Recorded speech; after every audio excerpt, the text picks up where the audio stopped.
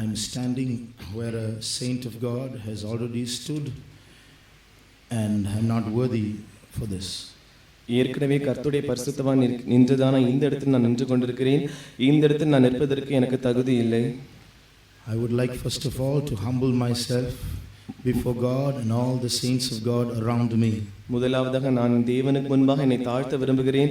என்னை சுற்றிலும் உட்கார்ந்திருக்கிறதான எல்லா பரிசுத்தவான்களுக்கு முன்பாக நான் என்னை தாழ்த்த விரும்புகிறேன். I am only a sinner and a traitor to the love of God. நான் தேவனுடைய அன்புக்கு விரோதமாக பாவியும் துரோகியுமாய் இருக்கிறேன்.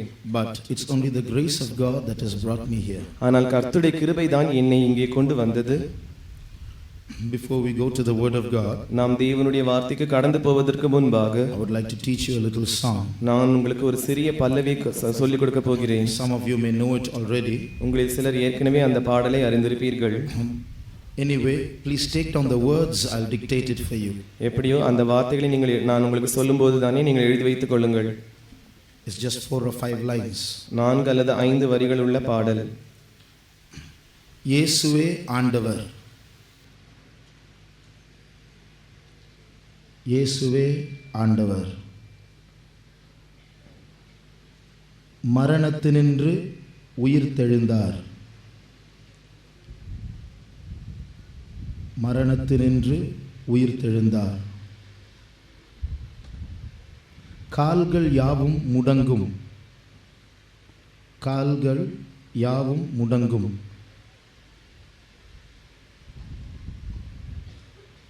நாவு யாவும் போற்றிடும்,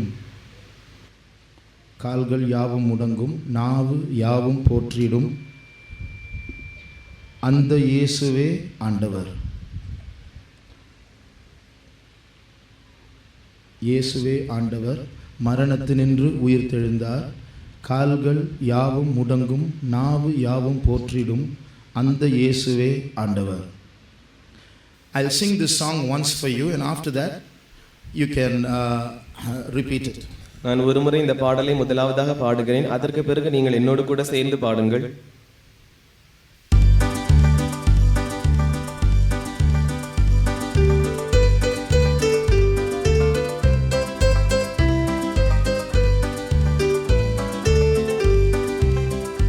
இயேசுவே ஆண்டவர், மரணத்தினின்று உயிர்த்தெழுந்தார், கால்கள் யாவும் முடங்கும், நாவு யாவும் போற்றிடும், அந்த இயேசுவே ஆண்டவர், இயேசுவே ஆண்டவர், மரணத்தினின்று உயிர்த்தெழுந்தார், கால்கள் யாவும் முடங்கும், நாவு யாவும் போற்றிடும், அந்த இயேசுவே ஆண்டவர், இயேசுவே ஆண்டவர், மரணத்தினின்று உயிர்த்தெழுந்தார், கால்கள் யாவும் முடங்கும், நாவு யாவும் போற்றிடும், அந்த இயேசுவே ஆண்டவர், இயேசுவே ஆண்டவர்,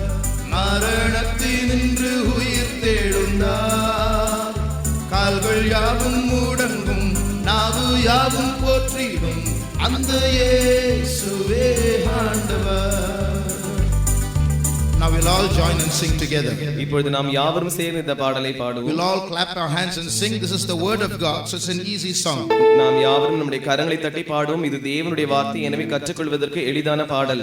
We are worshiping a living God. நாம் ஒரு ஜீவனுள்ள தேவனை ஆராதிக்கிறோம். So when we worship, our worship should show that our God is a living God. எனவே நாம் ஆராதிக்கிற விதமானது நம்முடைய தேவனானவர் ஜீவனோடு இருக்கிறார் என்பதை காண்பிக்க வேண்டும். A day is going to come when every human being ever lived on earth is going to kneel down before Jesus and say Jesus Christ is Lord. ஒரு நாள் வரப்போகிறது, அப்பொழுது இதுவரைக்கும் பூமியில் வாழ்ந்ததான எல்லா மனுஷர்களும் இயேசுவுக்கு முன்பாக முழங்கால் படியிட்டு கர்த்தராக இயேசுவே ஆண்டவர் என்று சொல்ல போகிறார்கள். A day is going to come when every demon that ever rejected or resisted Jesus is going to kneel down before him and say Jesus is Lord. ஒரு நாள் வரப்போகிறது, அப்பொழுது எல்லா பிசாசுகளும், அவரை புறக்கணித்ததான பிசாசுகளும், அவரை அவமதித்ததான எல்லா பிசாசுகளும் அவருக்கு முன்பாக முழங்கால் படியிட்டு கர்த்தராக இயேசுவே ஆண்டவர் என்று என்று உரைக்க போகிறது. But what's the difference between them and us?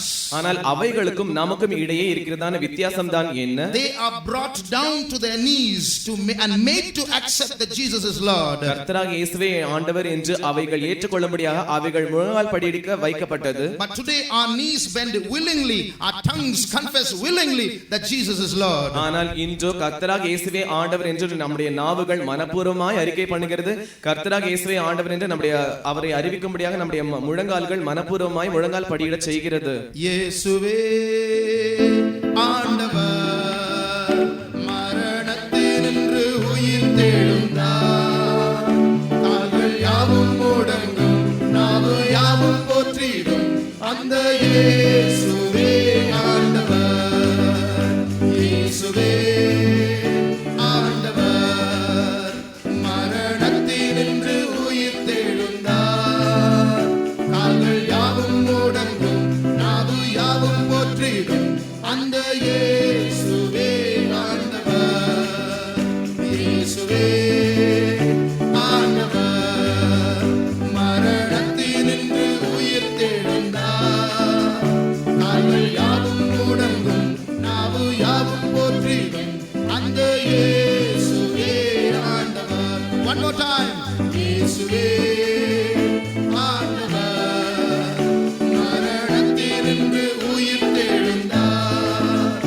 கால்கள் யாவும் முடங்கும், நாவு யாவும் போற்றிடும் அந்த இயேசுவே ஆண்டவர்.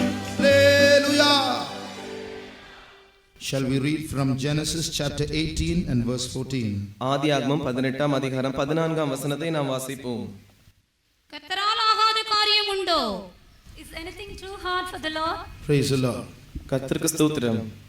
Is there anything too hard for the Lord? கர்த்தரால் ஆகாத காரியம் உண்டோ? There are so many specialists in this world. இந்த உலகத்தில் அநேக விசேஷித்தவர்கள் இருக்கிறார்கள், நிபுணர்கள் இருக்கிறார்கள். People who specialize in the skin of the body. சரீரத்தில் இருக்கிறதான தோல் பற்றிதான காரியங்களில் நிபுணர்களாய் இருக்கிறவர்கள். There are teeth specialists. பற்களை பற்றி சம்பந்தப்பட்டதான காரியங்களில் நிபுணராய் இருக்கிறவர்கள். There are eye specialists. கண்களை பற்றி நிபுணராய் இருக்கிறவர்கள். There are specialists in building. கட்டடங்களை கட்டுவதில் நிபுணர்களாய் இருக்கிறவர்கள். There are specialists in cooking. சமையல் செய்வதில் நிபுணர்களாய் இருக்கிறவர்கள். Our God is also a specialist. நம்முடைய தேவனும் ஒரு நிபுணர் தான். He's a specialist in difficulties. அவர் ஆகாத காரியங்களில் நிபுணராய் இருக்கிறார். He's a specialist in impossibilities. அவர் அசாத்தியமான காரியங்களில் நிபுணராய் இருக்கிறார். You know, heaven runs on a different science, on a different nature than that of the earth. பரலோகமானது இந்த பூமியில் இருக்கிறதை காட்டிலும் ஒரு வித்தியாசமான விஞ்ஞான ரீதியில் நடைபெறுகிறது. வித்தியாசமான இயற்கை அமைந்ததான காரியத்தில் அது நடைபெறுகிறது. The nature of heaven is called supernature. பரலோகத்தில் இருக்கிறதான இயற்கையானது இயற்கைக்கு அப்பாற்பட்டது என்று அழைக்கப்படுகிறது. It's not against this science, it's not against this nature, because it is God who created this science and nature. இந்த விஞ்ஞானத்திற்கு எதிரான விஞ்ஞானம் அந்த பரலோக விஞ்ஞானம் அல்ல. இப்பொழுது காணப்படுகிறதான இயற்கைக்கு எதிரான இயற்கை பரலோக இயற்கை அல்ல. ஏனென்றால் இந்த விஞ்ஞானத்தையும் இயற்கையும் தேவன் தாமே உண்டாக்கினார். But God, supernature or God, heaven's science and heaven's nature is beyond, is more than our science and nature. ஆனால் பரலோகத்தில் இருக்கிறதான இயற்கைக்கு அப்பாற்பட்டதான காரியமும் பரலோகத்தில் இருக்கிறதான விஞ்ஞானமும் பூமியில் காணப்படுகிறதான விஞ்ஞானத்தை காட்டிலும் இயற்கை காட்டிலும் அது இயற்கைக்கு அப்பாற்பட்டது. In a world that is full of difficulties, முற்றிலும் கடினமான காரியங்களினால் ஆகாத காரியங்களினால் நிறைந்ததான உலகம். in a world that is full of problems, பிரச்சனைகளினால் முற்றிலும் நிறைந்ததான ஒரு உலகம். in a world where we are running here and there for solutions and we can find no solution, எங்கேயாவது தீர்வு கிடைக்குமா என்று இங்கும் அங்குமாய் நாம் ஓடித்திருக்கிறதான உலகம். அப்படி ஓடினாலும் தீர்வு கிடைத்த பாடில்லை. is it not consoling to see a God who can offer a challenge like this? Is anything too hard for the Lord? கர்த்தரால் ஆகாத காரியம் ஒன்று உண்டோ என்று தேவன் நம்மை பார்த்து சொல்லும்போது இது தேவனிடத்திலிருந்து வருகிறதான ஆறுதலான வார்த்தையும் கடினமான காரியங்களுக்கு விரோதமான சவாலும் இருக்கிறதா அல்லவா? But before we can go further, நாம் இன்னும் தொடர்ந்து போவதற்கு முன்பாக when we say God is a God of impossibilities, தேவன் அசாத்தியமான காரியங்களின் தேவன் என்று நாம் சொல்லும்போது, when we say God can do anything, தேவனால் எல்லாம் கூடும் என்று நாம் சொல்லும்போது, we must understand that there are some limitations. இதற்கென்று சில எல்லைகள் இருக்கிறது என்பதை, வரைமுறைகள் இருக்கிறது என்பதை நாம் விளங்கிக் கொள்ள வேண்டும். God can do anything within the bounds of logic, truth and within his will. தேவன் தம்முடைய சித்தத்தின் படியையும் உண்மையின் படியையும் வாஸ்தவமான காரியங்களின் படியையும் சில காரியங்களை வரைமுறைக்குட்பட்டவைகளாய் அவர் செய்கிறார். Some people ask, can God make a stone so huge that he cannot carry? சில ஜனங்கள் இப்படி சொல்லுகிறார்கள், தேவனாலே சுமக்க கூடாமல் இருக்கிறதான மிகப்பெரிய கற்களை தேவனால் உண்டாக்க முடியுமா? So when you try to say God can, தேவனால் முடியும் என்று நாம் சொல்ல முயற்சிப்போம் என்றால், it means he can't carry the stone then, so it's impossible, so there's something he cannot do. அதனுடைய அர்த்தம் என்னவென்றால், அப்படியாக அவர் பெரிய கற்களை உண்டாக்கி வைத்து விடுவார் என்றால் அவரால் அந்த கற்களை சுமக்க முடியாது, எனவே தேவனால் செய்ய முடியாததான காரியமும் இருக்கிறது. But if you say he can't make such a stone, that means there's an impossibility again, so they'll catch you in any way. ஆனால் அப்படிப்பட்டதான கற்களை அவர் உண்டாக்க முடியாது என்று சொல்லுவோம் என்றால் அந்த இடத்திலும் அவரால் செய்ய முடியாததான காரியமாய் அது மாறிவிடுகிறது. எனவே இரண்டு நிலவரத்திலுமே நாம் பிடிபட்டு விடுவோம். That's why I said God can do everything within the bounds of logic. எனவே தான் நான் ஏற்கனவே சொன்னேன், தேவன் எந்த காரியத்தையும் வாஸ்தவமான காரியத்திற்கு இடையே இருக்கிறதான வரைமுறைக்குட்பட்டே அவர் செய்வார். Can God make this timepiece stand in the air at the same time stand on the table? தேவனால் இந்த சிறிய கடிகாரத்தை ஆகாயத்தில் கொஞ்ச நேரம் காற்றில் நிற்க வைத்துவிட்டு மறுபடியும் மேஜையில் அதே நேரத்தில் அவரால் ஒரே நேரத்தில் இரண்டு காரியத்தையும் செய்ய முடியுமா? To ask such a question itself is nonsense. இப்படிப்பட்ட கேள்வியை கேட்பதே ஒரு முட்டாள்தனமான காரியம். So God is not going to God is not outside logic, he is not outside sense, he is within sense. எனவே தேவன் உணர்வுகளுக்கு அப்பாற்பட்ட தேவன் அல்ல, அவர் உணர்வுகளுக்கு உள்ளே இருக்கிறதான தேவன். So when we ask a question, it should be reasonable. எனவே நாம் ஒரு கேள்வியை கேட்போம் என்றால் அது ஒரு அர்த்தமுள்ள கேள்வியாய் இருக்க வேண்டும். Can God make a circle that is a square at the same time?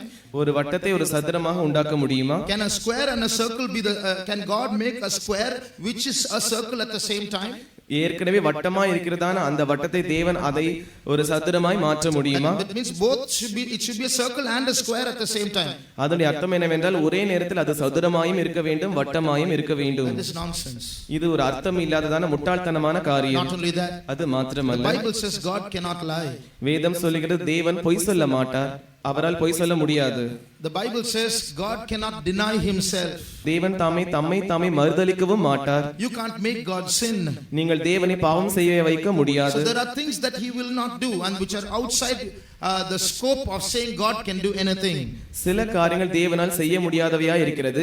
எனவே தேவனால் எல்லாவற்றையும் செய்ய முடியும் என்கிறதான விஷயத்திற்கு இது அப்பாற்பட்டதா இருக்கிறது. At the same time, அதே நேரத்தில் within his will, அவருடைய சித்தத்தின்படி, within what is called truth, சத்தியம் என்று எது அழைக்கப்படுகிறதோ அதற்குள்ளாக, within what is called logic, எது வாஸ்தவமான காரியம் என்று அழைக்கப்படுகிறதோ அதற்கு உள்ளாக he is able to do anything. அவரால் எந்த காரியத்தையும் செய்ய முடியும். He offers a challenge, is there anything too hard for me?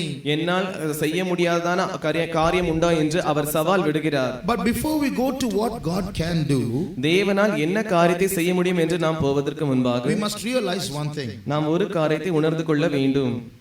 There are many incidents in the Bible where Jesus did not perform miracles. வேதத்தில் अनेक சம்பவங்கள் இருக்கிறது, அந்த இடங்களில் இயேசுவானவர் அற்புதங்களை செய்யவில்லை. For example, உதாரணமாக there was a situation where some people came to Jesus and asked him, show us a sign from heaven, make bread come down. ஒரு குறிப்பிட்ட சூழ்நிலை வந்தபோது சில ஜனங்கள் இயேசுவினிடத்தில் வந்து எங்களுக்கு வானத்திலிருந்து ஒரு அடையாளத்தை காண்பிக்க வேண்டும், வானத்திலிருந்து எங்களுக்கு அப்பத்தை வருஷிக்க பண்ண வேண்டும் என்று அவரிடத்தில் கேட்டார்கள். He did not perform that miracle. அந்த அற்புதத்தை இயேசுவானவர் செய்யவில்லை. There were two situations when people came and asked him, show us a sign. எங்களுக்கு ஒரு அடையாளத்தை நீர் காண்பிக்க வேண்டும் என்று இரண்டு சூழ்நிலைகளில் ஜனங்கள் வந்து இயேசுவினிடத்தில் கேட்டார்கள். It's in Matthew 12:38 and in Matthew 16:4. இது மத்தேயு 12ஆம் அதிகாரம் 38ஆம் வசனத்திலும் 16ஆம் அதிகாரம் 4ஆம் வசனத்திலும் இருக்கிறது. Show us a sign, and he didn't show them a sign. எங்களுக்கு ஒரு அடையாளத்தை நீர் காண்பியும் என்று அவரிடத்தில் கேட்டார்கள், அவரோ அவர்களுக்கு அடையாளத்தை காண்பிக்கவில்லை. When Jesus was hanging on the cross, இயேசுவானவர் சிலுவையில் தொங்கிக் கொண்டிருந்தபோது they asked him, "If thou be the Son of God, come down, we'll believe on you."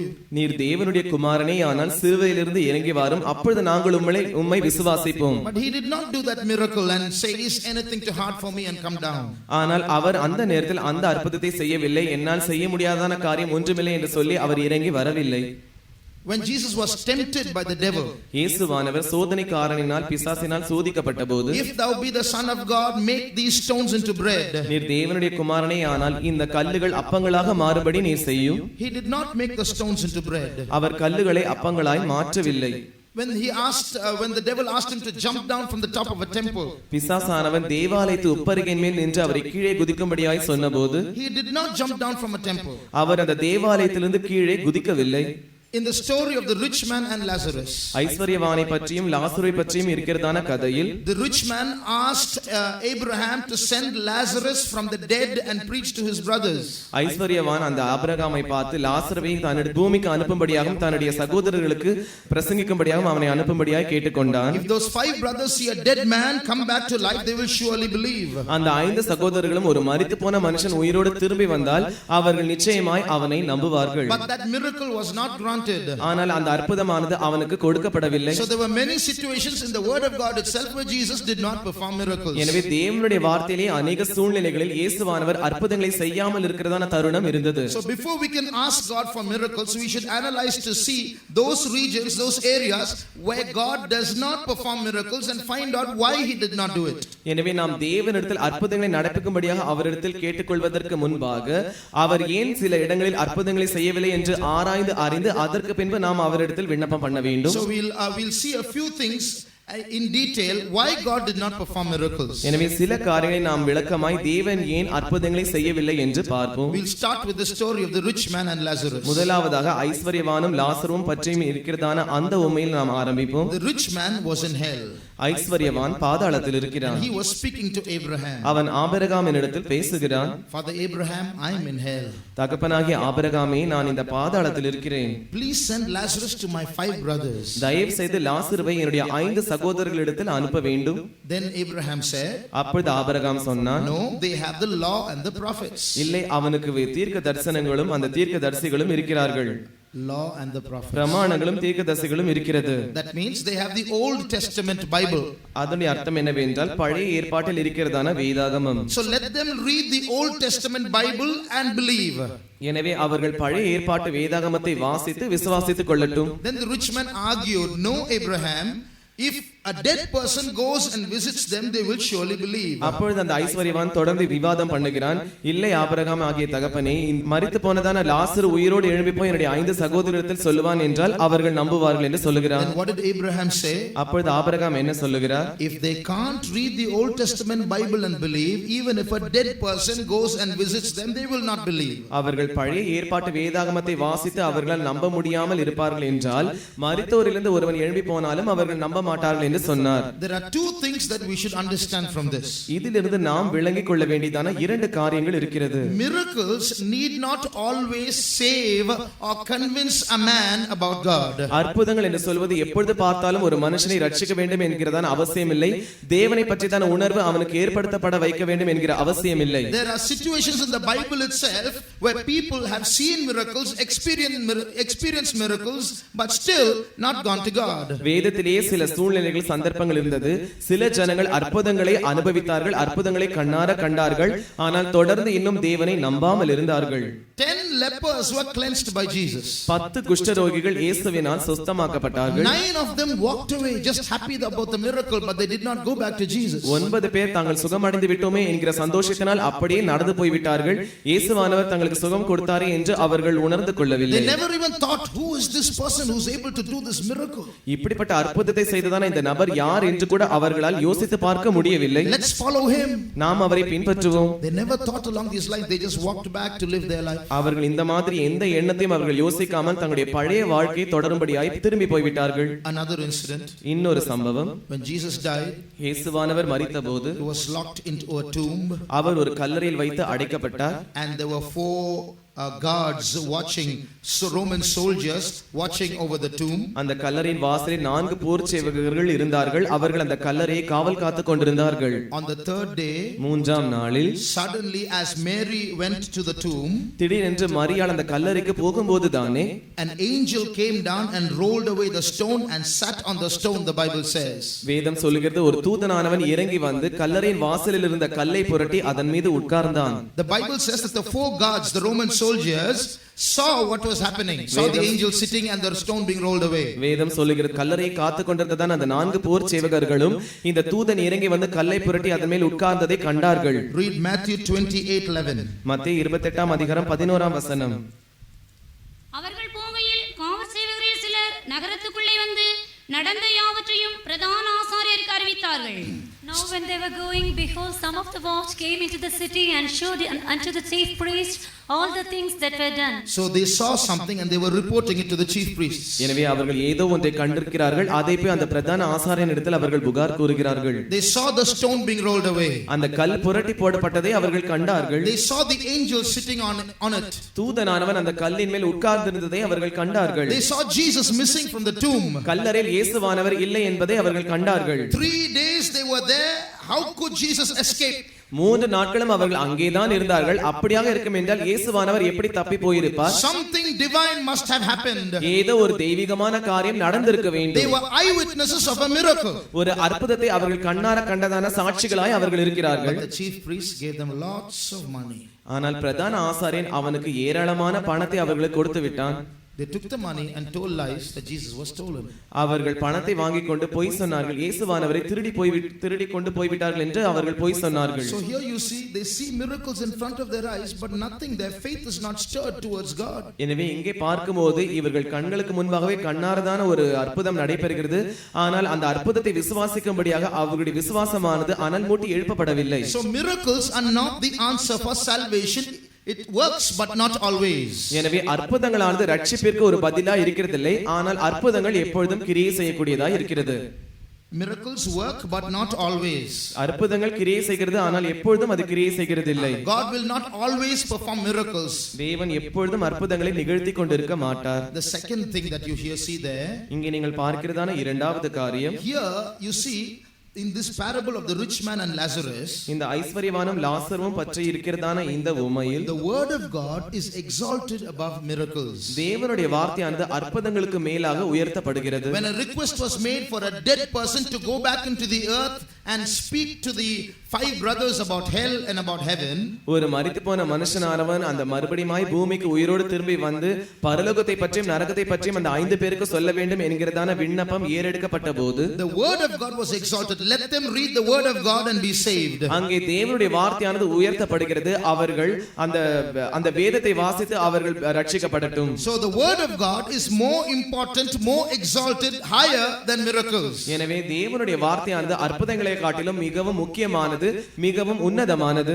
Real conversion of the heart is not by miracles but by the word of God. உண்மையான இருதயத்தினுடைய குணப்படுதலானது அற்புதங்களினால் அல்ல, அது தேவனுடைய வார்த்தையினால் குணமடைகிறது. But miracles will be a signature that the word spoken is from God. ஆனால் அற்புதங்களானது அந்த தேவனுடைய வார்த்தையானது தேவனால் தான் பேசப்பட்டது என்பதற்கு ஒரு முத்திரையாய் இருக்கிறது. So these are 2 things you learn from this miracle not happening. அற்புதங்கள் நடைபெறாமல் இருக்கிறதான 2 காரணங்கள் இதை பற்றி நாம் படிக்கிறோம். Coming to the temptations of Jesus, இயேசுவினுடைய சோதனைகளை பற்றி நாம் படிக்கும்போது, in 2 temptations Jesus was asked to do a miracle. 2 சோதனைகளில் இயேசுவானவர் அற்புதங்களை செய்யும்படியாக கேட்டுக்கொள்ளப்பட்டார். If you are the son of God, make these stones bread. நீர் தேவனுடைய குமாரனே ஆனால் இந்த கல்லுகள் அப்பங்களாக மாறுபடி நீர் செய்ய வேண்டும். If you are the son of God, jump down from the top of the temple. நீர் தேவனுடைய குமாரனே ஆனால் நீ தேவாலயத்தினுடைய உச்சியிலிருந்து கீழே குதிக்க வேண்டும். Both situations he could have said, is anything too hard for the Lord, and done both. 2 சூழ்நிலைகளிலுமே இயேசுவானவர் கர்த்தரால் ஆகாத காரியம் ஒன்றுமில்லை என்று சொல்லி அந்த 2 காரியங்களையும் அவர் நிகழ்த்தி இருந்திருக்கலாம். Because it's a challenge. If you are the son of God, if you claim to be the son of God, do this miracle. ஏனென்றால் இந்த காரியமானது இயேசுவுக்கு ஒரு சோதனையா இருந்தது. நீர் தேவனுடைய குமாரனே ஆனால் நீர் வானத்திலிருந்து வந்திருப்பீர் என்றால் இந்த அற்புதத்தை நீர் செய்ய வேண்டும். But he did not do it. ஆனால் அவரோ அதை செய்யவில்லை. Why couldn't he do it and prove that he was the son of God? அவர் ஏன் அதை செய்துவிட்டு தான் தேவனுடைய குமாரன் தான் என்று நிரூபிக்காமல் இருந்தார்? Beloved, Jesus did not come into this world to perform a magic show. பிரியமானவர்களே, இயேசுவானவர் இந்த உலகத்தில் வந்து ஏதோ ஒரு மந்திர வித்தையை காட்டும்படியாக இறங்கி வரவில்லை. Someone says jump, he jumps. Someone says leap, he leaps. That's not what he's come for. யாரோ ஒரு வந்து குதிக்க சொன்னால் குதிக்க வேண்டும், யாரோ ஒருவர் மேலே எழும்ப சொன்னால் எழும்ப வேண்டும். இதற்காக அவர் வரவில்லை.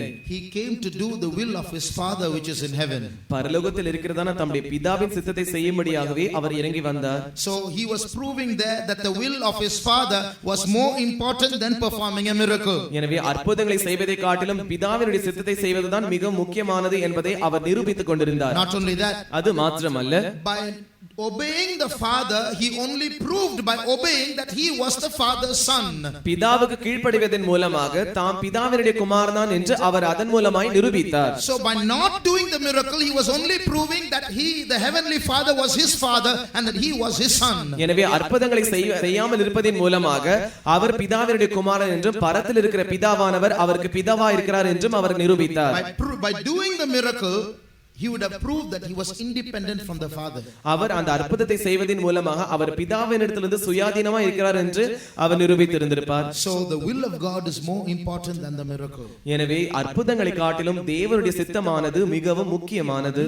It's very important that we be in the will of God. பிரியமானவர்களே, நாம் தேவனுடைய சித்தத்தில் இருப்பது மிகவும் முக்கியமானது. Sometimes we are in a hurry for miracles. சில வேளைகளில் அற்புதங்களை செய்ய வேண்டும் என்று நாம் மிகவும் அவசரப்படுகிறோம். There's a verse, there are many miracle workers today.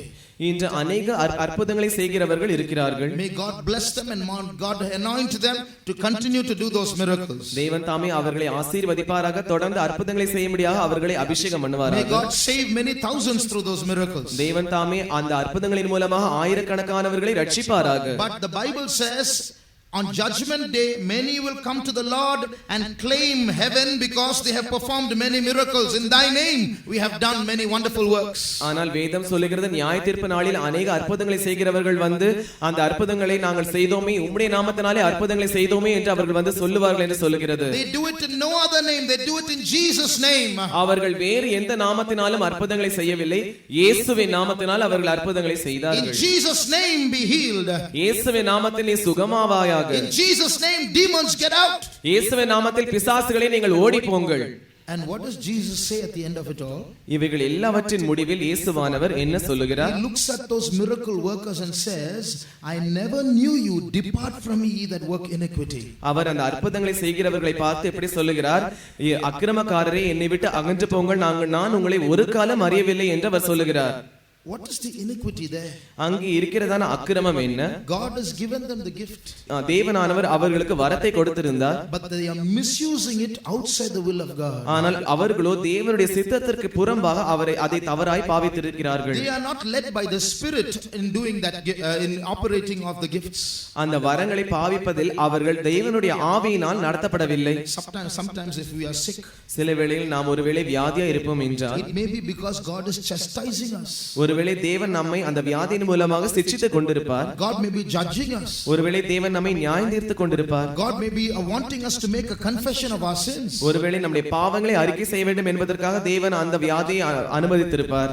So at that time, அந்த நேரத்தில் what does God expect?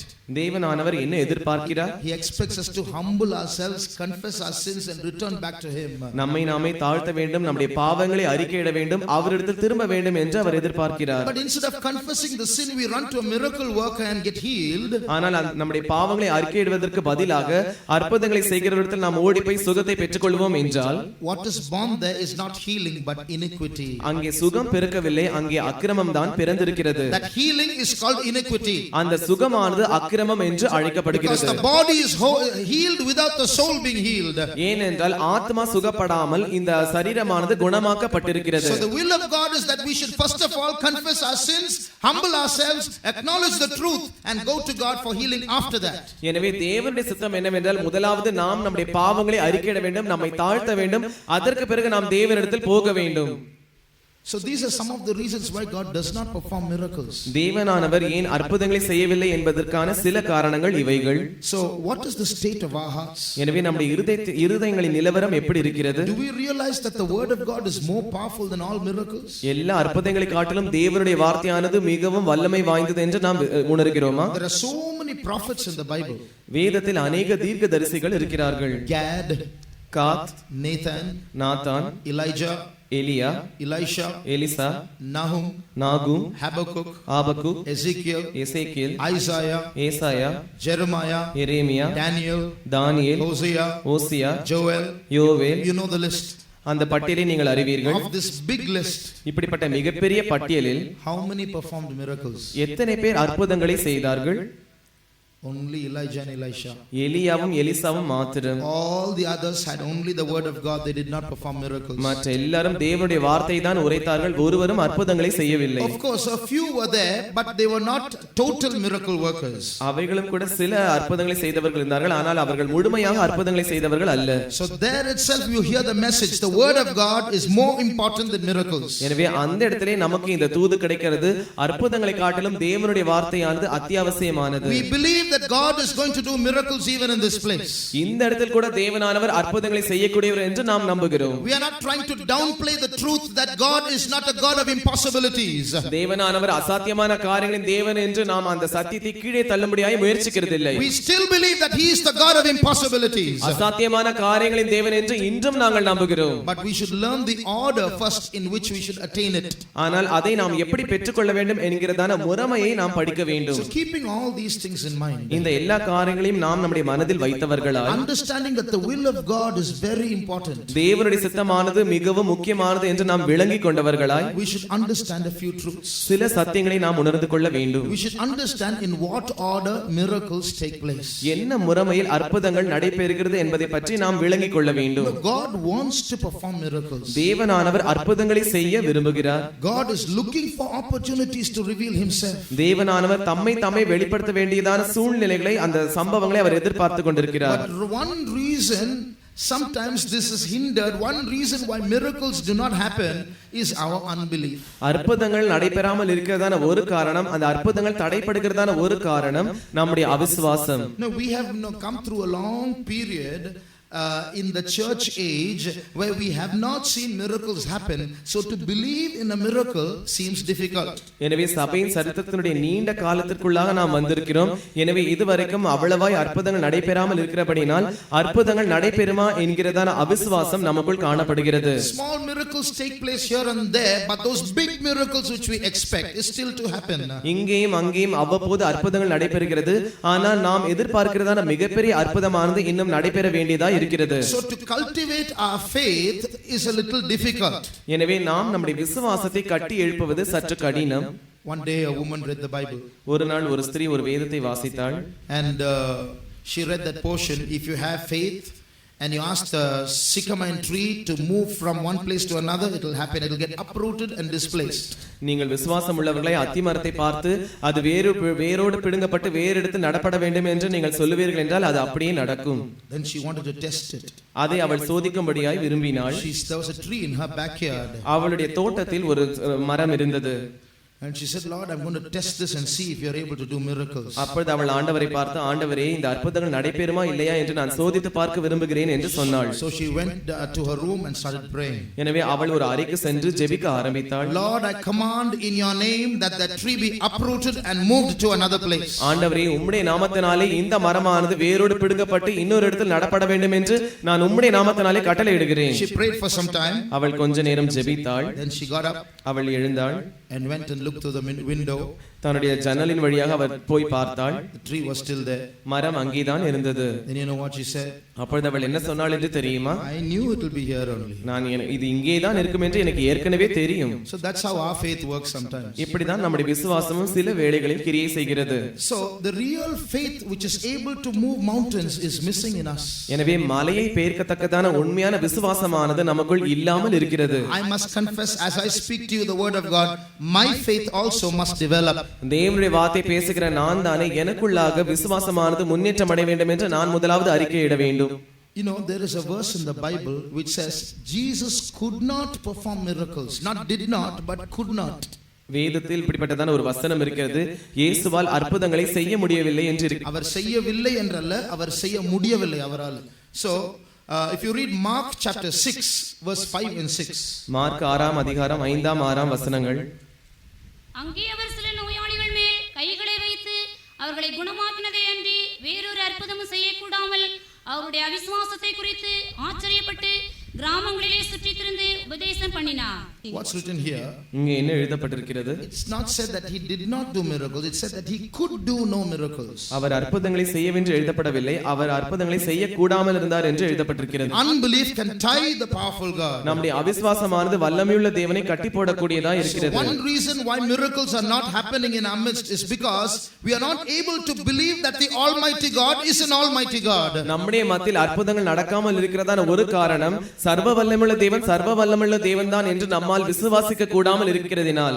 Even if a miracle happens, ஒரு அற்புதம் நிகழ்ந்தாலும் கூட somehow our heart will try to give a natural explanation for it. எப்படியாவது நம்முடைய இருதயமானது அதற்கு இயற்கையான ஒரு விளக்கத்தை சொல்லக்கூடியதா இருக்கிறது. How can you say that's a miracle? It must have happened this way, it must have happened that way. எப்படி அதை ஒரு அற்புதம் என்று சொல்ல முடியும்? ஒருவேளை இது இப்படி நடந்திருக்கலாம், அப்படி நடந்திருக்கலாம். Once when I was in college, நான் என்னுடைய கல்லூரியில் இருந்தபோது one boy, he was trying to explain Jesus walking on the water. இயேசுவானவர் தண்ணீரின் மேல் நடந்ததை அவன் விளக்க முயற்சித்துக் கொண்டிருந்தான். He said it could have been that there was ice there, so he could have walked on the water. ஒருவேளை இயேசு நடந்ததான அந்த இடமானது ஐஸாக இருந்திருக்கும், எனவே அவர் அதன் மேல் எளிதாய் நடந்திருந்திருப்பார். Then I asked, then how did Peter sink? அப்பொழுது நான் கேட்டேன், அப்படியாக இருக்கும் என்றால் எப்படி பேதுரு அமிழ்ந்து போனான்? Oh, that's a point, he said. அப்பொழுது அவன் அது அப்படிதானா என்று அவன் சொன்னான். Once the professor, he was saying, I was trying to argue that Jesus did perform real miracles. ஒரு முறை நான் ஒரு பேராசிரியரிடத்தில் இயேசுவானவர் அற்புதங்களை செய்தார் என்று அவரிடத்தில் விவாதம் பண்ணி கொண்டிருந்தேன். I was trying to say Jesus could heal without medicine. இயேசுவானவரால் மருந்து இல்லாமல் சுகத்தை தர முடியும் என்று நான் சொல்ல முயற்சித்துக் கொண்டிருந்தேன். He said even Jesus used medicine. அப்பொழுது அவர் சொன்னார், இல்லை, இயேசு கூட மருந்து உபயோகித்தார். Jesus spat on the ground and took clay and smeared it on the eyes of a blind man. இயேசு தரையில் உமிழ்ந்து அதனால் சேர் உண்டாக்கி அந்த சேரை எடுத்து அந்த குருடனான கண்களின் மேல் பூசினார். So the clay has medical properties. எனவே அந்த சேற்றிற்கு மருத்துவ குணங்கள் இருக்கிறது. So you smeared it and he was healed. எனவே அவன் அவனுடைய கண்களின் மேல் பூசப்பட்டதினால் அவன் சுகமடைந்தான். So I asked him, எனவே நான் அவரை பார்த்து கேட்டேன், next time you see a blind man, you spit on the ground, take some clay, put it on his eyes and see what happens. அடுத்த முறை நீங்கள் ஒரு குருடரை பார்ப்பீர்கள் என்றால் நீங்கள் அவனை அங்கே நிற்க வைத்துவிட்டு சேற்றில் தரையில் உமிழ்ந்து அதை சேராக மாற்றி அவனுடைய கண்களில் பூசுங்கள். You'll most probably get a slap in your face, that's all. ஏறக்குறைய உம்முடைய கன்னத்தில் ஒரு அறைதான் நமக்கு கிடைக்கும், அவ்வளவுதான். See, this is how we human beings try to give natural explanations for miracles. We can't believe that this happened this way. இப்படிதான் மனுஷர்களாகிய நாம் அற்புதங்களுக்கு இயற்கைக்குரியதான காரணங்களை சொல்ல முயற்சிக்கிறோம். அற்புதங்கள் உண்மையாக நடந்தது என்று நம்மால் நம்ப முடிகிறதில்லை. One day in a Bible class, a teacher was explaining how the Israelites were crossing the Red Sea. ஒரு முறை ஒரு வேத பாடத்தில் ஒரு ஆசிரியர் எப்படி இஸ்ரவேல் ஜனங்கள் சிவந்த சமுத்திரத்தை கடந்தார்கள் என்று விளக்கிக் கொண்டிருந்தார். And she said the wind blew. அப்பொழுது அந்த ஆசிரியர் சொன்னார்கள், காற்று அடித்தது. Small children were listening. சிறிய பிள்ளைகள் அதை கவனித்துக் கொண்டிருந்தார்கள். Wind blew and the sea was divided into two and the Israelites walked on dry ground. காற்று அடித்தது, சமுத்திரம் இரண்டாக பிரிக்கப்பட்டது, இஸ்ரவேல் ஜனங்கள் உலர்ந்த தரையின் வழியாய் நடந்து சென்றார்கள். The teacher was not believing all this. She was just teaching the class because she had to teach. இந்த ஆசிரியை இந்த காரியங்களை நம்பாமல் இருந்ததான ஒரு ஆசிரியா இருந்தார்கள். அவர்கள் ஆசிரியையா இருந்தபடினால் இந்த காரியங்களை சாதாரணமாய் கற்றுக் கொடுத்துக் கொண்டிருந்தார்கள். One little girl was hearing the story, got so excited she started clapping her hands. ஒரு சிறிய பெண் பிள்ளை இதை கேட்டுக்கொண்டு மிகவும் பரவசம் அடைந்து இந்த காரியத்தை கேட்டவுடன் கைத்தட்ட ஆரம்பித்தாள். She said, why are you clapping your hands? The teacher asked. அப்பொழுது ஆசிரியை அவளை பார்த்து, நீ ஏன் கைத்தட்டுகிறாய் என்று கேட்டார்கள். She said, no miss, the wind blew and the sea divided into two and they walked on dry ground. How miraculous it is. I'm so excited. அப்பொழுது அந்த பிள்ளை இப்படி சொன்னால், இல்லை, காற்று அடித்தது, சமுத்திரம் இரண்டாக பிரிக்கப்பட்டது, உலர்ந்த தரையாய் மாறினதான அந்த இடத்தில் ஜனங்கள் நடந்து சென்றார்களே, இது எப்படி என்று நான் பரவசம் அடைந்து விட்டேன் என்று அவள் சொன்னாள். And the teacher said, அப்பொழுது ஆசிரியை சொன்னாள், it did not happen like that. அது அப்படி நடக்கவில்லை. Actually the water was only shallow water, knee deep, that's all. உண்மையிலே அங்கே தண்ணீர் மிகவும் குறைவாக இருந்தது, முழங்கால் அளவுதான் இருந்தது. They walked through the water. In the Bible they are saying wind blew and they walked on dry ground. That's not true. They walked through knee deep water. அவர்கள் அந்த குறைந்த தண்ணீர் வழியாக தான் நடந்தார்கள். வேதம் தான் ஏதோ காற்று அடித்தது, சமுத்திரம் பிரிந்தது என்று சொல்லுகிறார்கள். ஆனால் உண்மையிலே அவர்கள் முழங்கால் அளவு இருக்கிறதான தண்ணீரை கடந்து சென்றார்கள். That little girl believed it and she became very sad. Oh, is that so? அப்பொழுது அந்த சிறிய பிள்ளை இதை நம்பிவிட்டு மிகவும் துக்கப்படைந்து, இப்படியா என்று கேட்டுவிட்டாள். After some time the story went on. கொஞ்ச நேரம் கழித்து அந்த கதை மறுபடியும் தொடர்ந்தது. After a little while, the little girl started clapping her hands once again. இன்னும் சற்று நேரத்திற்கு பிறகு மறுபடியும் அந்த சிறிய பிள்ளை கைத்தட்ட ஆரம்பித்தாள். Now why are you clapping your hands? இப்பொழுது ஏன் நீ கைத்தட்டுகிறாய்? No miss, in knee deep water all the Egyptians got drowned. அப்பொழுது அவள் சொன்னால், இல்லை ஆசிரியே, இந்த முழங்கால் அளவு தண்ணீரிலே எல்லா எகிப்தியர்களும் அமிழ்ந்து போய்விட்டார்களே. So you see, somewhere the mistake happens. எனவே ஏதோ ஒரு இடத்தில் தவறு நடக்கிறது. We can try to give natural explanations. We are not able to believe God that God can do these things. தேவன் இந்த காரியங்களை செய்யக்கூடியவர் என்று நம்மால் தேவனாய் விசுவாசிக்க முடிகிறதில்லை. இதற்காக நாம் இயற்கைக்குரியதான விளக்கங்களை கொடுக்கிறோம். So what we very badly need these days is faith. எனவே இந்த காலகட்டங்களில் நமக்கு மிகவும் அத்தியாவசியமாய் தேவைப்படுகிறதான ஒரு காரியம்தான் விசுவாசம். Coming back to the context of this verse. இந்த வசனத்தினுடைய பகுதிக்கு நாம் வருவோம் என்றால், when did God say, is anything hard for me? என்னால் செய்ய முடியாததான காரியம் ஒன்று உண்டோ என்று தேவன் எப்பொழுது சொன்னார்? Abraham was 99 years old. Abraham 99 வயதுள்ளவனாய் இருந்தான். Sarah was 89 years old. சாராளுக்கு 89 வயது. They are almost dead. ஏறக்குறைய மரித்தவர்கள். And now an angel comes and tells them, the Lord comes and tells them, within a span of 9 months you're going to get a child. அப்பொழுது தேவன் வந்து அவர்களிடத்தில் சொல்லுகிறார், 9 மாத காலத்திற்குள் உனக்கு ஒரு குழந்தை பிறக்கும். Now that's an impossible situation. இது ஒரு அசாத்தியமான சூழ்நிலை. Humanly it is impossible. மனுஷிக ரீதியாக இது அசாத்தியமானது. At that time, அதே நேரத்தில் God was telling this to Abraham. தேவனானவர் இந்த காரியத்தை ஆபிரகாமினிடத்தில் சொல்லிக் கொண்டிருந்தார். Sarah was listening from the tent door. சாராள் கூடார வாசலில் நின்று பின்பாக நின்று கொண்டு இதை கவனித்துக் கொண்டிருந்தாள். Suddenly the Lord started speaking to Sarah. திடீரென்று தேவன் சாராளினிடத்தில் பேச ஆரம்பித்தார். Why did you laugh? நீ ஏன் நகைத்தாய்? Sarah said, I didn't laugh. அப்பொழுது சாராள் நான் நகைக்கவில்லை என்று அவள் சொன்னாள். Of course you laughed. இல்லை, நீ நகைத்தாய் என்று அவர் சொன்னார். Both were true. இரண்டும் உண்மைதான். When the Lord said Sarah laughed, that was true. When Sarah said she didn't laugh, that's also true. தேவன் சாராளை பார்த்து நீ நகைத்தாய் என்று சொன்னதும் உண்மை. இல்லை, நான் நகைக்கவில்லை என்று சாராள் சொன்னதும் உண்மை. How? எப்படி? The Bible says she laughed within herself. வேதம் சொல்கிறது அவள் தனக்குள்ளே சிரித்துக் கொண்டாள். So outwardly she didn't laugh, and so when she said she didn't laugh, that was true in one sense. எனவே வெளிப்பிரகாரமாக அவள் சிரிக்கவில்லை. எனவே அவள் நான் சிரிக்கவில்லை என்று சொல்வது உண்மை. But the Lord could see a laughter inside her heart. ஆனால் அவளுடைய இருதயத்திற்குள் அவள் நகைத்ததை தேவனால் காண முடிந்தது. We are also laughing about miracles today. இன்றும் கூட நாமும் அந்த அற்புதங்களை பற்றி சிரித்துக் கொண்டிருக்கிறோம். We have the laughter of unbelief. அந்த அவிசுவாசத்தினுடைய நகைப்பு நமக்குள் இருக்கிறது. The laughter of doubt. சந்தேகத்தினுடைய நகைப்பு. The laughter of our own intelligence at work. நம்முடைய சொந்த ஞானம் கிரியை செய்கிறதான நகைப்பு. So then that's when the Lord asks, is anything too hard for me?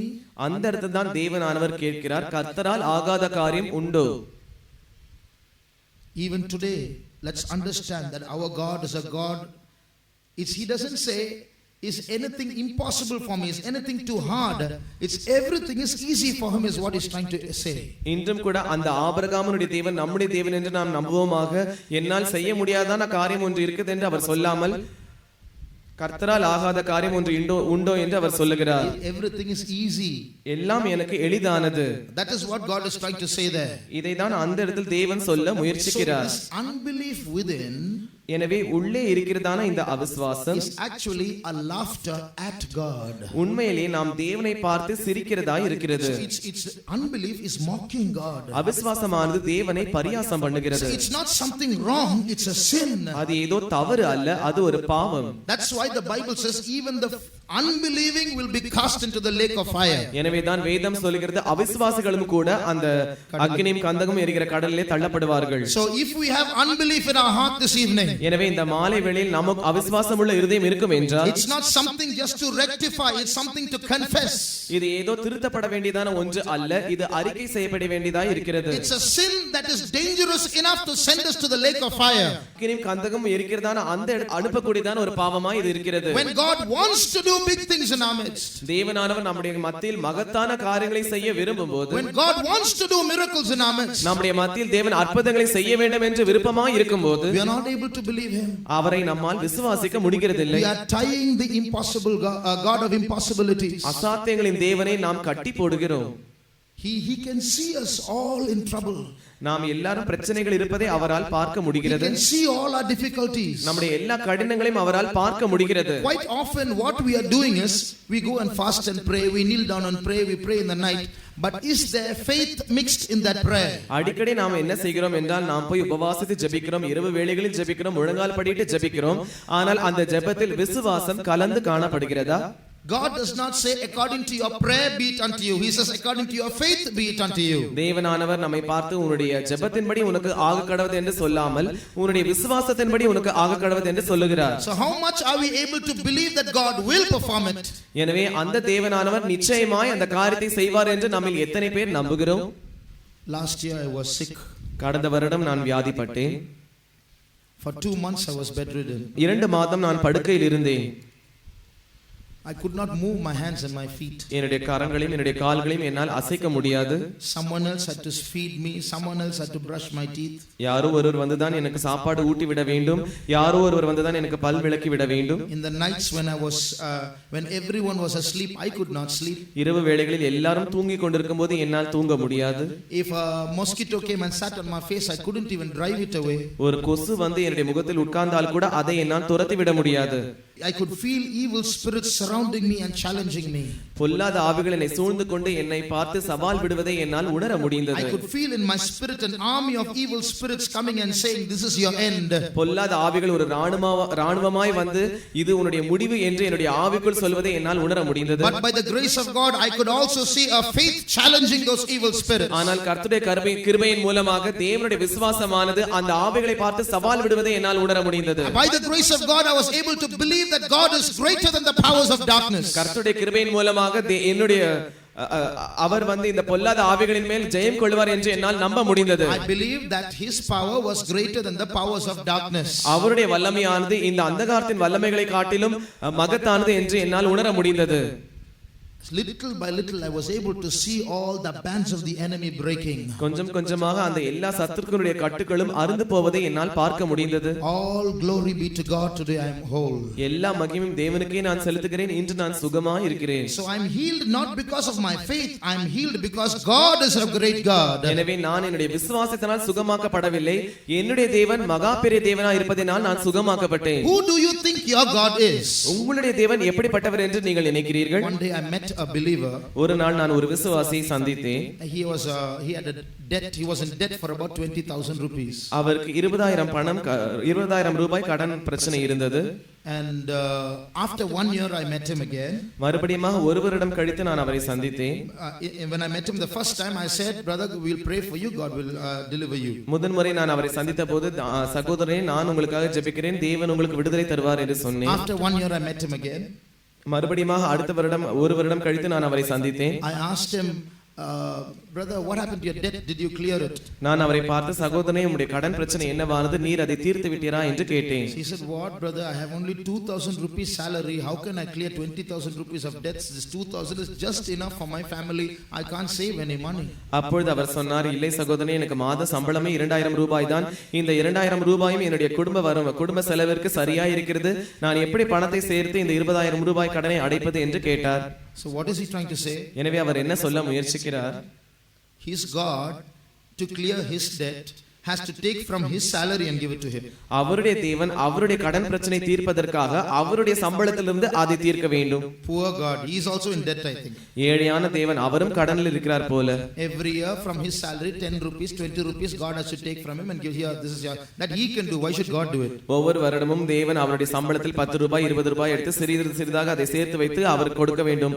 அப்படியாக இருக்கும் என்றால் தேவன் ஏன் அவருக்கு வர வேண்டும்? இவரே அந்த வேலையை செய்திருக்கலாம். If we have to clear our debts from our own salary, if God has to clear debts from our own salary, why do we need a God?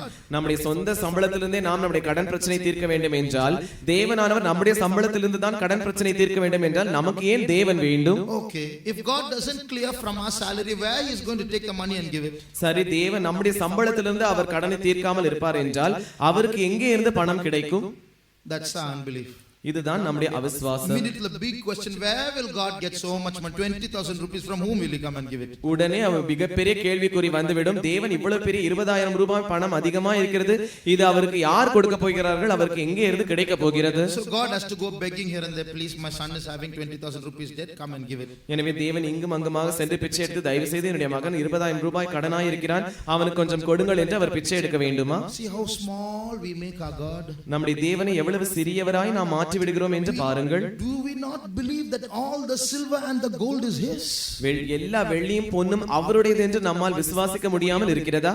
Is not God able to provide for us from the riches of his glory? அவர் தம்முடைய மகிமையின் ஐஸ்வரியத்திலிருந்து நமக்கு வழங்குவார் என்று நம்மால் விசுவாசிக்க முடியாமல் இருக்கிறதா? Why should we bother where he gets the money and gives it to us? That's his problem. அவர் எங்கே இருந்து பணத்தை எடுத்து நான் என்னுடைய கடனை தீர்க்க போகிறார் என்று நாம் கவலைப்பட வேண்டும், அது அவருடைய பிரச்சனை. He is my heavenly father and he has to clear my debt. அவரே என்னுடைய பரமபிதாவா இருக்கிறார், அவர் என்னுடைய கடனை தீர்த்து வைப்பார். Are we able to believe like that? அப்படி நாம் அவரை நம்மால் விசுவாசிக்க முடிகிறதா? You know, God wants to solve our problems. தேவன் நம்முடைய பிரச்சனைகளை தீர்க்க வேண்டும் என்று விரும்புகிறார். You know, very often our thinking, our line of thinking is wrong. அடிக்கடி நம்முடைய யோசிக்கிறதான அந்த யோசனையானது தவறாய் இருக்கிறது. You know how we think? நாம் எப்படி யோசிக்கிறோம் என்று உங்களுக்கு தெரியுமா? I'm praying and praying and praying, it's not happening. God is a hard God. நான் ஜெபித்து பார்த்து விட்டேன், தேவன் எனக்கு எந்த பதிலும் கிடைக்கிறதில்லை, தேவன் கடின மனமுள்ளதான ஒரு தேவன். But the truth is sometimes it's exactly the opposite. ஆனால் உண்மை என்னவென்றால் சில வேளைகளில் இது அப்படியே எதிர்மறையானதாய் மாறிவிடுகிறது. It is God who wants to do exceeding abundantly above all that we ask or think, but our faith is so small, we are not able to give him that faith to do those great things. தேவன் தான் நாம் நினைப்பதற்கும் வேண்டிக் கொள்வதற்கும் மிகவும் அதிகமாய் கிரியை செய்யக்கூடிய தேவனாய் இருக்கிறார். ஆனால் நாமோ அந்த நம்முடைய தேவனை, நம்முடைய விசுவாசத்தை அவர் கொடுக்காமல் இருப்பதின் மூலமாக அந்த தேவனை சிறிய தேவனாய் நாம் மாற்றி விடுகிறோம். God is thinking in crores, but we are thinking in hundreds. தேவன் கோடி கணக்கில் அவர் யோசித்துக் கொண்டிருக்கிறார், ஆனால் நாமோ நூற்று கணக்கில் யோசித்துக் கொண்டிருக்கிறோம். Let's ask pardon for our laughing at God. எனவே தேவனை பார்த்து நாம் சிரித்தோமே, அதற்காய் நாம் அவரிடத்தில் மன்னிப்பு கேட்போம். Let our eyes open to see a big God before us. நம்முடைய கண்களை நாம் திறந்து நமக்கு முன்பாக பெரிய தேவன் இருக்கிறாரே, அவரை நாம் பார்ப்போமாக. Let's understand that when God says, is anything too hard for me, your problem is nothing before him. என்னால் ஆகாத காரியம் ஒன்று உண்டோ என்று தேவன் சொல்லும்போது அவரால் செய்ய முடியாதான காரியம் ஒன்றுமேலே இல்லை என்று நாம் அவரை பார்த்து விசுவாசிப்போமாக. Our problem is a problem only for us, not for him. நம்முடைய பிரச்சனையானது நமக்கு தான் பிரச்சனை, அவருக்கு பிரச்சனை அல்ல. The money is not the problem. பணம் பிரச்சனை அல்ல. It's not that 1 lakh that you are in debt in, that is not the problem. 1 லட்சம் ரூபாய் உங்களுக்கு கடன் இருக்கிறதே, அது அவருக்கு பிரச்சனை அல்ல. That's not our problem. அது நம்முடைய பிரச்சனை அல்ல. Our problem is not the money, our problem is that our faith is missing. நம்முடைய பிரச்சனை பணம் அல்ல, நம்முடைய விசுவாசம் இல்லாமல் இருப்பதுதான் பிரச்சனை. Can we believe in such a great God? அவ்வளவு பெரிய மகத்தான தேவனை நம்மால் நம்ப முடிகிறதா? Can we believe in a God who is able to create all things out of nothing? ஒன்றுமில்லாமையிலிருந்து எல்லா காரியங்களையும் சிருஷ்டிக்கிறதான அந்த தேவனை நம்மால் விசுவாசிக்க முடிகிறதா? We just heard the testimony of a brother who was healed on so many occasions. ஒரு சகோதரன் அநேக சந்தர்ப்பங்களில் எப்படி சுகமடைந்தார் என்கிறதான சாட்சியை நாம் கேட்டோம். If God can do it for him, is he partial? Can God not do it for you too? அவருக்கு தேவன் அதை செய்வார் என்றால் உங்களுக்கும் அவர் செய்யாமல் இருக்கும்படி அவர் பட்சபாதம் உள்ளவராய் இருக்கிறாரா? Let our faith increase towards God. நாம் தேவனுக்கு நேராக நம்முடைய விசுவாசமானது பெருகட்டும். Are you in debt? நீங்கள் கடன் பிரச்சனையில் இருக்கிறீர்களா? What is God asking you? தேவன் உங்களை பார்த்து என்னதான் கேட்கிறார்? This is the word of God coming to you. இந்த தேவனுடைய வார்த்தையானது உங்களை பார்த்து வந்து கொண்டிருக்கிறது. Is anything too hard for me? என்னால் ஆகாத காரியம் ஒன்று உண்டோ? If you are sick in this place, நீங்கள் இந்த இடத்தில் வியாதி உள்ளவர்களாய் இருப்பீர்கள், the Lord is asking, is anything too hard for me? தேவன் உங்களை பார்த்து என்னால் ஆகாத காரியம் ஒன்று உண்டோ என்று கேட்கிறார். If there's any sin troubling you, உங்களை ஏதோ ஒரு பாவமானது தொந்தரவு படுத்திக் கொண்டிருக்கிறதா? many years you're not able to get rid of that sin. அநேக வருஷங்களாக அந்த பாவத்திலிருந்து உங்களுக்கு விடுதலை கிடைக்கவில்லை. The Lord is challenging, is anything too hard for me? என்னால் ஆகாத காரியம் ஒன்று உண்டோ என்று தேவன் உங்களை பார்த்து சவால் விடுகிறார். You don't have enough wisdom for this world. இந்த உலகத்தில் பிழைப்பதற்கு உங்களுக்கு அதிகமான ஞானம் இல்லை. The Lord is asking, is anything too hard for me? தேவன் உங்களை பார்த்து என்னால் ஆகாத காரியம் ஒன்று உண்டோ என்று கேட்கிறார். You don't have a job. உங்களுக்கு வேலை இல்லை. Is anything too hard for me? Ask the Lord. தேவன் கேட்கிறார், என்னால் ஆகாத காரியம் ஒன்று உண்டோ? Our God is a God of impossibilities. நம்முடைய தேவன் அசாத்தியமான காரியங்களின் தேவன். The Lord asked this word to Sarah. தேவன் இந்த வார்த்தை சாராளை பார்த்து கேட்டார், Is anything too hard for me? என்னால் ஆகாத காரியம் ஒன்று உண்டோ? After 9 months, 9 மாதங்கள் கழித்து, she conceived and bare a son. அவள் கர்ப்பம் தரித்து ஒரு குமாரனை பெற்றாள். Abraham was dead, virtually dead. Abraham ஏறக்குறை உண்மையிலே அவன் மரித்தவனாய் இருந்தான். Sarah was virtually dead. சாராளும் ஏறக்குறை மரித்தவளாய் இருந்தாள். Two deaths came together and a life came into existence. இரண்டு மரணமும் ஒன்றாக சேர்ந்தது, அப்பொழுது ஒரு ஜீவன் உயிருக்கு வந்தது. That is the science of heaven. இதுதான் பரலோகத்தினுடைய விஞ்ஞானம். That's the supernature of heaven. இதுதான் பரலோகத்தினுடைய இயற்கைக்கு அப்பாற்பட்டதான காரியம். If you can believe all this is real, இந்த எல்லா காரியங்களும் நிஜம்தான் என்று நீங்கள் விசுவாசிப்பீர்கள் என்றால், it can happen to you today also. இன்றும் கூட அந்த காரியமானது உங்களுக்கு நடக்கும். The Bible says after Isaac was born, Sarah laughed again. வேதம் சொல்கிறது ஈசாக்கு பிறந்த பிறகு சாராள் மறுபடியும் நகைத்தாள். The laughter of unbelief became a laughter of joy. அந்த அவிசுவாசமான நகைப்பானது மறுபடியும் சந்தோஷமான சிரிப்பாய் மாறினது. If only you can believe in that God of impossibilities. அந்த அசாத்தியமான காரியங்களை செய்கிறதான அந்த தேவனிடத்தில் நீங்கள் விசுவாசிப்பீர்கள் என்றால், if only you can believe that that God who worked in those days is equally powerful today. அந்த நாட்களில் கிரியை செய்ததான தேவன் அதே வல்லமையோடு கூட இன்றும் கிரியை செய்யக்கூடியவர் என்று நீங்கள் விசுவாசிப்பீர்கள் என்றால், we can see God doing miracles. தேவனானவர் அற்புதங்களை செய்வதை நம்மால் பார்க்க முடியும். Shall we all close our eyes? நாம் யாவரும் நம்முடைய கண்களை மூடுவோம். What do you think about your God? உங்களுடைய தேவனை பற்றி நீங்கள் என்னதான் நினைக்கிறீர்கள்? What do you think about your God? உங்களுடைய தேவனை பற்றி நீங்கள் என்ன நினைக்கிறீர்கள்? Is your God a small God? அவர் ஒரு சிறிய தேவனாய் இருக்கிறாரா? Is he like a human being like you everyone else? உங்கள் எல்லாரை போல அவரும் ஒரு மனுஷனை போல இருக்கிறாரா? Or is he a mighty God who can do the impossible? இல்லாவிட்டால் அசாத்தியமானதை செய்யக்கூடியதான பலத்த தேவனாய் இருக்கிறாரா? Whether we accept it or not, he is the God of impossibilities. நாம் ஏற்றுக்கொள்கிறோமோ இல்லையோ அவர் அசாத்தியமான காரியங்களின் தேவனாய் இருக்கிறார். The truth is he can do all things. உண்மை என்னவென்றால் அவர் எல்லா காரியத்தையும் செய்யக்கூடியவர். Without him we can do nothing. அவர் இல்லாமல் நம்மால் ஒன்றும் செய்ய முடியாது. But through him I can do all things through Christ which strengtheneth me. ஆனால் என்னை பலப்படுத்துகிற கிறிஸ்துவினாலே எல்லாவற்றையும் செய்ய எனக்கு பலன் உண்டு. If we can all get together, நாம் யாவரும் ஒன்றாய் சேர்வோம் and என்றால், we can put faith in that God, அந்த தேவனிடத்தில் நம்முடைய விசுவாசத்தை வைப்போம் என்றால், that God who is mighty, அந்த பலத்த தேவன், then we are, if we can put faith in that God who is mighty, அந்த பலத்த தேவனாய் இருக்கிற அந்த தேவன் மேல் நம்முடைய விசுவாசத்தை நாம் வைப்போம் என்றால், then this world is going to see his power. இந்த உலகமானது அவருடைய வல்லமையை காண போகிறது. Today we might be in a state of captivity. இன்று ஒருவேளை நாம் நம்முடைய சிறையிருப்பின் நிலவரத்தில் காணப்படலாம். Today we might be in a situation where the church is not seeing miracles. சபையானது அற்புதங்களை காணாமல் இருக்கிறதான அந்த சூழ்நிலையில் நாம் காணப்படலாம். But the word is anything too hard for me continues to be true. ஆனால் என்னால் ஆகாத காரியம் ஒன்று உண்டோ என்கிறதான வசனமானது தொடர்ந்து உண்மையாய் இருக்கிறது. That word is true. அந்த வார்த்தையானது உண்மை உள்ளது. It shall always be true. அது எப்பொழுதும் சத்தியம் உள்ளது. And if we can come together and believe in that mighty God, நாம் யாவரும் ஒன்றாக சேர்ந்து அந்த பலத்த தேவனை நாம் நம்புவோம் என்றால், this church is going to see those lost miracles once again. இந்த சபையானது எழுந்து போன அந்த அற்புதங்களை மறுபடியுமாய் காண போகிறது. The God of miracles is going to rise up once again in the church. அந்த அற்புதங்களை செய்யக்கூடியதான தேவன் மறுபடியுமாய் சபையில் எழும்ப போகிறார். Your God and my God is not a dead God. உங்களுடைய தேவனும் என்னுடைய தேவனும் மரித்து போன தேவன் அல்ல. Behold, I am alive forevermore. இதோ நான் சதா காலங்களிலும் உயிரோடு இருக்கிறேன். I have the keys of hell and of death. இதோ மரணத்திற்கும் பாதாளத்திற்கும் உரிய திறவுகோல்களை நான் வைத்திருக்கிறேன். Is anything too hard for me? என்னால் ஆகாத காரியம் ஒன்று உண்டோ? If there's anyone in this place, இந்த இடத்தில் யாரா ஒருவராய் இருந்தாலும், anyone with a difficult situation, கடினமான சூழ்நிலையில் வழியாக போய் கொண்டிருக்கிற யாராவது ஒருவராய் இருந்தாலும், anyone in a kind of debt, ஏதோ ஒரு கடன் பிரச்சனையில் மாட்டிக்கொண்டிருந்தாலும், anyone in a situation of sickness, ஏதோ ஒரு பாவத்தின் சூழ்நிலையில் இருந்தாலும், anyone in a family problem, ஏதோ ஒரு குடும்ப பிரச்சனையில் இருந்தாலும், anyone with an unsaved husband or wife, ஏதோ புருஷனை பிரிந்திருந்தோ மனைவியை பிரிந்திருந்தோ இருந்தாலும், unsaved, ரட்சிக்கப்படாத புருஷனோ ரட்சிக்கப்படாத மனைவியோ இருந்தாலும், anyone with in an undivided house, in a divided house, ஏதோ பிரிக்கப்பட்டதான குடும்ப நிலவரத்தில் இருந்தாலும், your husband is not with you or your wife is not with you, உங்களுடைய புருஷன் உங்களோடு இல்லை, உங்களுடைய மனைவி உங்களோடு இல்லை, anyone in a drinking habit, ஏதோ ஒரு குடிப்பழத்திற்கு அடிமையா இருந்தாலும், anyone with some besetting sins, ஏதோ ஒரு தொடர்ந்து மாட்டிக்கொண்டிருக்கிறதான செய்கிறதான பாவத்தை உடையவர்களா இருந்தாலும், today we ask you a question. இன்று உங்களை பார்த்து நாங்கள் ஒரு கேள்வியை கேட்கிறோம். As the word of God comes to you, தேவனுடைய வார்த்தையானது உங்களை நோக்கி வரும்போதுதான், is anything hard for me? என்னால் ஆகாத காரியம் ஒன்று உண்டோ? What is your answer?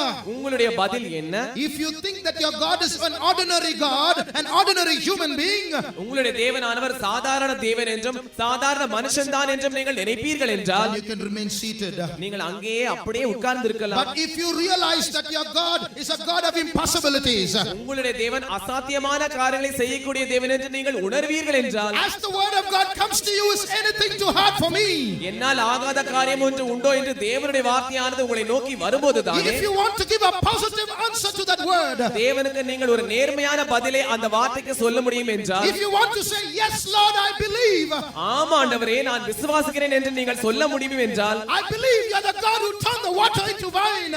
ஆண்டவரே உம்முடைய வார்த்தையானது தண்ணீரை திராட்சரசமாய் மாற்றினது என்று நான் நம்புகிறேன். If you believe, I believe Lord that you are the God who raised the dead. ஆண்டவரே நீர் மரித்தோரை உயிரோடு எழுப்பின தேவன் என்று நான் விசுவாசிக்கிறேன் என்று நீங்கள் விசுவாசிப்பீர்கள் என்றால், If you believe, yes Lord, I believe that you are the one who conquered the grave and rose from the dead. ஆமா ஆண்டவரே நீர் மரணத்தை ஜெயித்து மரித்தோரிலிருந்து உயிரோடு எழுந்தவர் என்று நான் விசுவாசிக்கிறேன் என்று நீங்கள் சொல்லுவீர்கள் என்றால், If you can say, yes Lord, I believe that you are the Savior, the God who has power over sin. ஆமா ஆண்டவரே நீரே இரட்சகர், எல்லா பாவத்தின் மேலும் உமக்கு அதிகாரம் இருக்கிறது, இதை நான் நம்புகிறேன் என்று நீங்கள் சொல்லுவீர்கள் என்றால், Then as a sign of your faith, எனவே அதன் மூலமாக உங்களுடைய விசுவாசத்துக்கு ஒரு அடையாளமாக, please stand up. தயவு செய்து எழுந்து நில்லுங்கள்.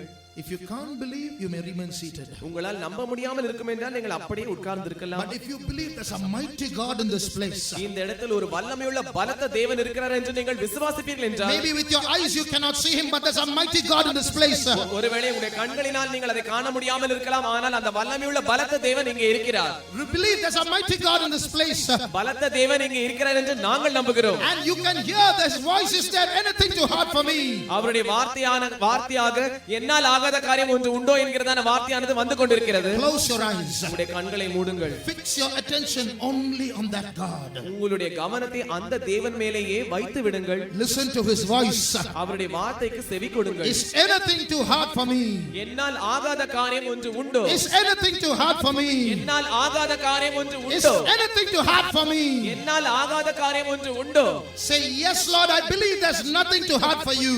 ஆமா ஆண்டவரே உம்மால் ஆகாத காரியம் ஒன்றுமே இல்லை என்று நீங்கள் சொல்லுங்கள். His power is going to enter your body. அவருடைய வல்லமையானது உங்களுடைய சரீரத்துக்குள் பிரவேசிக்க போகிறது. His power is going to enter your house. அவருடைய வல்லமையானது உங்களுடைய வீட்டிற்குள் வர போகிறது. His power is going to visit the unsaved member in your family. அவருடைய வல்லமையானது உங்களுடைய குடும்பத்தில் ரட்சிக்காமல் இருக்கிறவர்களை சந்திக்க போகிறது. His power is going to deliver you from your drinking habit.